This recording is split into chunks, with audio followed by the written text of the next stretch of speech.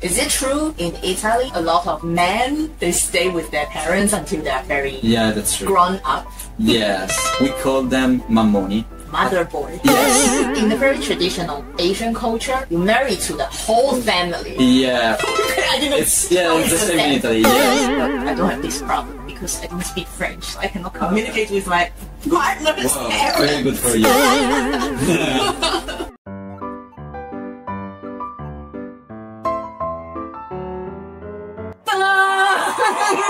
Welcome to my place. Thank you. You're my couch servers. Two very young guys. Yeah. My name is Roberto. My name is Federico. And then I am Joy. I am from Taiwan. Yeah. I've just spent 10 days in Shenzhen for a summer study tour in Chinese University of Hong Kong. After this, I will spend 1 month in Asia, 10 days in Vietnam, 20 days in Hokkaido, southern Japan. And after that, I will go 6 months in Canada for study, also for traveling. I'm a Canadian exchange student in University of Edinburgh. After that, I will go to Trondheim in Norway and spend a semester there. And so I will come back to Italy in June 2026. And during this year, I meet as many as people. I love connecting with people and sharing my story and knowing the story of others. Maybe it's the meaning of life. But why do you study then if you Yeah. don't like it? I have a scholarship. Thanks to this, they provide me everything like home. They pay for university taxes. And also I can travel. For example, all of these programs in Shenzhen or in Montreal is covered by my university. So if I will continue to study, I can continue traveling without spending a lot of money. Is it common for Italian traveling? In Europe, a lot of young people, young students, take a gap year between high school and university. But in Italy, it's not so common. Actually, no one think about this gap year. It's the same here. After high school, everyone just go directly to university. We just don't have this culture. But because of a working holiday visa, they can work and then support their problems. Is it true in Italy a lot of men, they stay with their parents until they're very That's true. grown up? Yes, not all of us. We call them mammoni. Mother boy. Yes, that's the right translation. Yeah. Because we have this word in Chinese as well. Really? It's like mother boy or mother's baby. Oh my god. It's exactly the same, I think. Really? Yeah. At least for Asian parents, I think they bother too much. I mean, they care too much. My career is supposed to be my choice, my decision. A lot of parents, they will just decide the path for the kids. Also in Italy, and it's a big problem. If you are forced to do something, and then maybe you don't like these things or just like this, it's very, very bad. Because when you realize that maybe it's too late or you are not satisfying and maybe you want to change everything and starting maybe to arguing with your parents. Some friends of mine, this happened to them. So I think it's a good thing they at least talk to their parents, because in Asia, Japan, Korea, China, Hong Kong, people just don't communicate. Some kids, they just follow their parents, whatever the parents tell them, and then they feel very depressed and sad. Okay, no, in Italy I think that we communicate enough with our parents. Maybe some parents are like, okay, you have to do this because if you choose this university path, then you will earn more money, and they want to control everything about their sons. So similar. It's not a good thing. I'm not sure it's the same in Italy. In the very traditional Asian culture, when two people got married, you don't marry only to your partner. You marry to the whole family. Yeah. It's the same in Italy, yes. And also the relation between the parents of your wife/husband, especially for the husband and the wife. Hey, you mean the wife and the mother-in-law? Yeah. Okay, it's the same. I didn't But I don't have this problem because I don't speak French, so I cannot communicate with my partner's parents. Very good for you.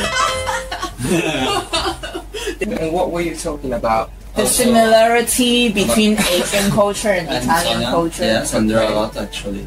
Yeah, I think it's very similar. I try to find something different. The city is really small, so that it's really easy to meet new people.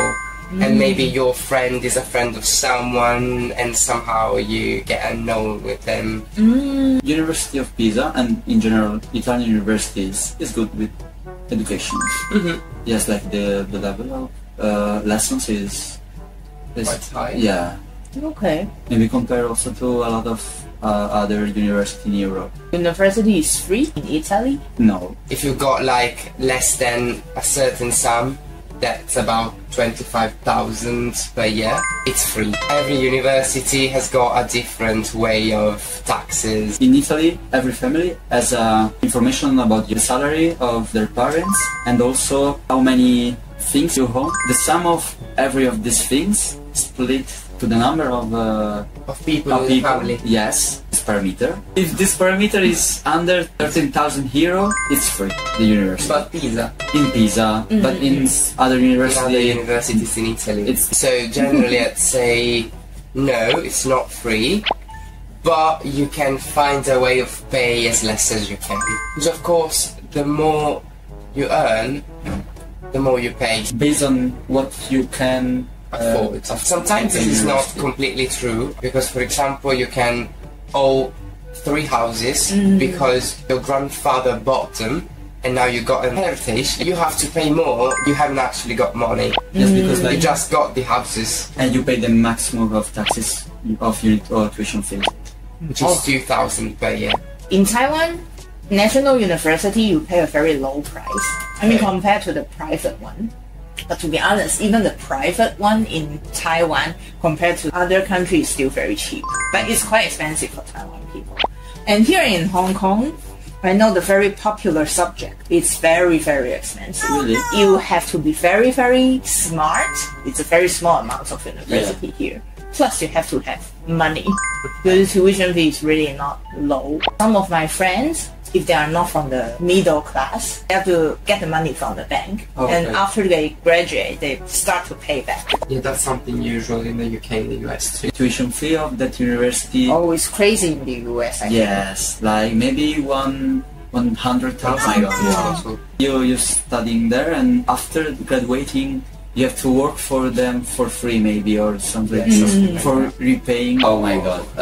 They usually start to speak to you in Chinese. Sorry, I can't understand what you say, and they continue to speak in Yes, Chinese. yes, but yes, you're wait, right. wait, no. If you travel to China, you have to speak it's Chinese. Chinese, Yeah. at least the basic. But in Hong Kong, you don't have. And then, because you travel to China, so you decided to study there as an exchange student. Yeah, but like from October 2025, so I've not started yet. You've been to Taiwan, you know Taiwanese are very Very, very friendly. hospitable. Yes, I love your country. I mean, Taiwan is amazing. Also, the people are very warm and they always trying to help you if you need some help. I think if you travel in Asia, a lot of people are willing to help you. Yes, that's true. Everyone is very nice. Hong Kong is very fast because the space is so small.